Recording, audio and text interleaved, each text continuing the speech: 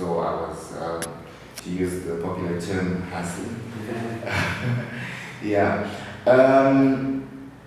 Look, the 2008 crisis, once again, can't be looked at in isolation. Again, just like we talked about the Exodus, you can't look at it in isolation. It's not just, it's a series of events leading up to all of these things. One of the biggest things that gave us 2008, as it were, is the land reform. But even the land reform itself is a culmination of other things that have been happening in the past.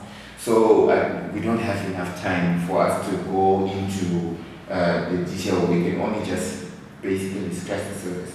But I can describe the situation that the country, we were all billionaires, we were all quintillionaires. I mean, the ATMs couldn't print out enough money. You could just get into the bank and not even have enough money to get back home because the money wouldn't be enough. The prices were changing like on every 20 minutes and things like that. I think it's the worst point. My personal view is that is where we lost it as a country, because people became animals to survive.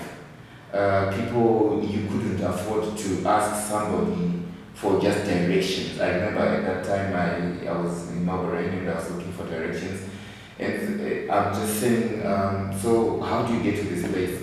And then I was given the direction, and then the next thing was, so how much are you going to give me for that?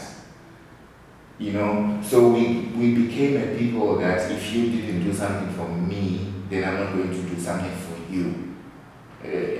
The courtesy was lost. So I remember even there were stories of people cooking chips in transformer oil just for the sake of making money. But never mind the health of the people you are selling to. I mean, people didn't care as long as I'm surviving. And that would be wrong. This is my own opinion. This is where we really lost it, or contributed largely to our carelessness. Because now we don't care. As long as I do, as long as I park like this, as long as I charge this rate, as long as I do this, it's all about me. So as long as I get what I want, it's okay. I don't have to worry about that. Yeah. So yeah, 2008, and of course the politics and the war and the hunger and all contributed to I would easily say 2008 compared to all other years that we've had, it was really rock bottom for us. Okay. Wow, you enlightened me. From what you were saying, you enlightened me in a way that I've never been enlightened before. Yeah. Especially in regards to this 2008. I'm going to recite the point where you say we became animals, yeah, and everything that we did was to survive. Yeah. And that makes a lot of sense. Let's go to the statement where you said we became animals. Yeah. Because during this conversation, I want to be constructive. Yeah. What's the difference between animals and human beings? Human beings are a higher creation. So the expectation is that being a higher creation, you've got higher value than an animal, than a lion. A lion is just me. I'm there. All I'm doing is eating appropriately. Mm-hmm. That's not what we are there to do as human beings. We have got a higher calling. And so 2008 brought us, and I say this, open quotes, close quotes, I brought us to those levels largely, the greater population. Because there was no, you had to really scrounge for food. If you stood in a queue, you would think that it's a simple queue, I have to just wait. But that's where, because we are looking for food, we are looking for money, you then start inventing ways of going to the front of the queue. But the principle of waiting in the queue, it remains the same. You have to wait for your turn. But I don't know if you remember the fuel queues. The fuel queues were impossible. So if you got to a fuel queue and then somebody with influence came to the front of the queue, and then he would then bring his friends along, and before you know it, the fuel allocation of a service station is done, and you would have spent hours and hours in that fuel queue. So people had to then see, do I remain an ethical person and remain in my place, or do I have to bribe the service station attendant, etc., so that at least I can get a bit of fuel to then run around and get a bit of fuel for all the other things that you need to do. And so forth. Yeah. To be fair, in such a scenario, it's hard, to be ethical, because the ethical ones were the ones that died because you couldn't get food, because you have 10 people on the queue, 5 of them are cheating, and the ones that are cheating are going to get the food, and then you are going to go back home empty-handed, So, and there's a connection there of the degradation of human beings, with national pride, that we just mentioned there. Yeah. So, what I'm trying to say here is, how can we solve this problem?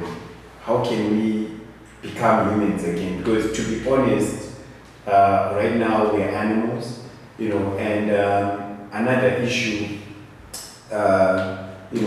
that this economy or this state that we're in is causing is immorality. You see young ladies, young girls, they're sleeping with other people's husbands so that they can get money to buy food. We are now animals. Yeah. We are animals. So how do we become humans again? One connection that I saw is this issue of national pride. We can learn something from there. How can we restore our pride as human beings? I know that's a tough question that requires some thought, but just tell me the first thing that comes into your mind. Well, there are two questions. There are two possible answers for that. I will speak because I am one, unashamedly a Christian, and I will say that as a Christian, obviously God has an answer for that. But I think beyond that, the issue about national pride is a conversation which needs to be a constant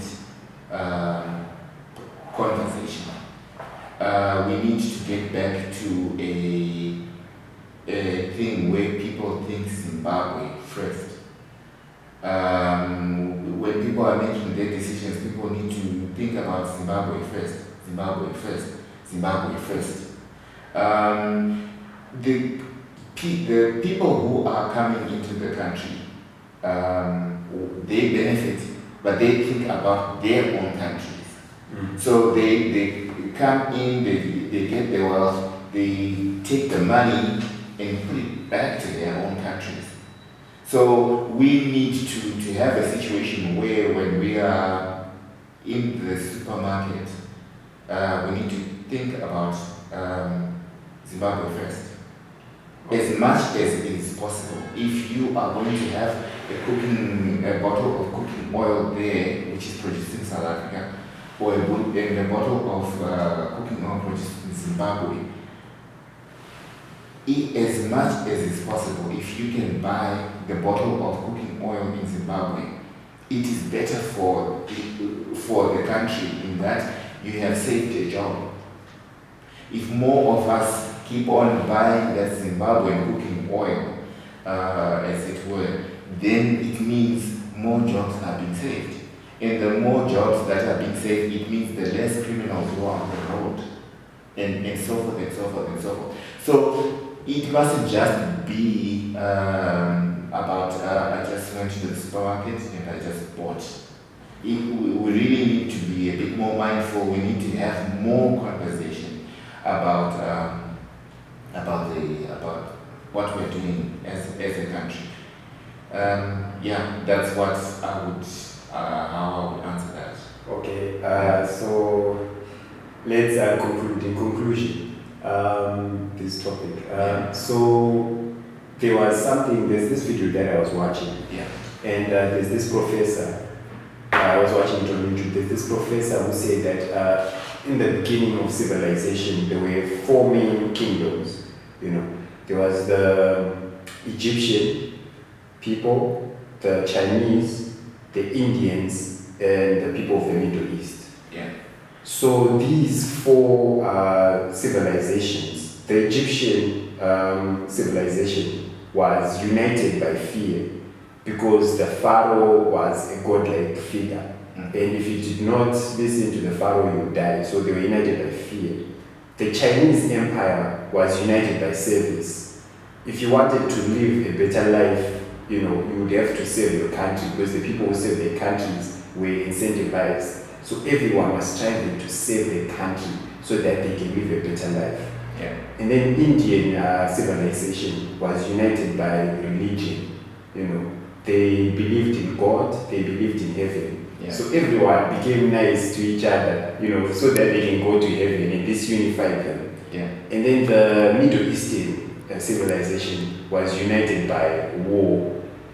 This was a more aggressive one, that you have to work hard to be strong, so that when your enemy comes, you kill them. Yeah.